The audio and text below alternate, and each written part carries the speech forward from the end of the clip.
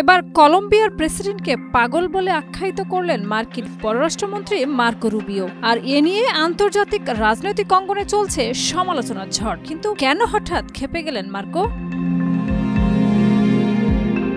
প্রশান্ত মহাসাগরে সন্দেহভাজন মাদক পাচারকারীর নৌকায় যুক্তরাষ্ট্রের হামলার পর কলম্বিয়া ও যুক্তরাষ্ট্রের মধ্যে উত্তেজনা তীব্র রূপ নিয়েছে। এ ঘটনাকে কেন্দ্র করে কলম্বিয়ার প্রেসিডেন্ট গুস্তাভো পেত্রোকে মার্কিন পররাষ্ট্রমন্ত্রী মার্কো রুবিও পাগল আখ্যা দিয়েছেন। একই সঙ্গে মার্কিন প্রেসিডেন্ট ডোনাল্ড ট্রাম্প পেত্রোকে গুন্ডা বলে উল্লেখ করে কলম্বিয়াকে দেওয়া সামরিক সহায়তা বন্ধের ঘোষণা দিয়েছেন।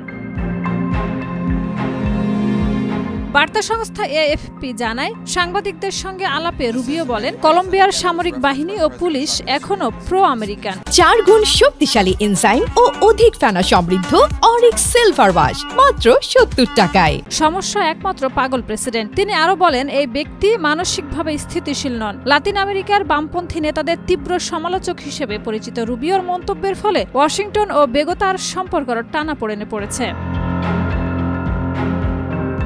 এর আগে যুক্তরাষ্ট্র 22 অক্টোবর প্রশান্ত মহাসাগরে সন্দেহভাজন মাদকবাহী নৌকায় হামলা চালিয়ে 5 জনকে হত্যা করার খবর দেয়। হামলার পর প্রেসিডেন্ট ডোনাল্ড ট্রাম্প পেত্রোকে গুন্ডা আখ্যা দেন এবং ইঙ্গিত দেন যে তিনি মাদক পাচারে জড়িত ও দেশকে ধ্বংসের পথে ঠেলছেন। জবাবে পেত্রো বলেন, তিনি যুক্তরাষ্ট্রের আইনজীবীদের সাহায্যে নিজেকে আইনিভাবে রক্ষা করবেন। পাশাপাশি ডোনাল্ড ট্রাম্প প্রেসিডেন্ট পেত্রোকে সতর্ক করে বলেন, সাবধান থাকুন।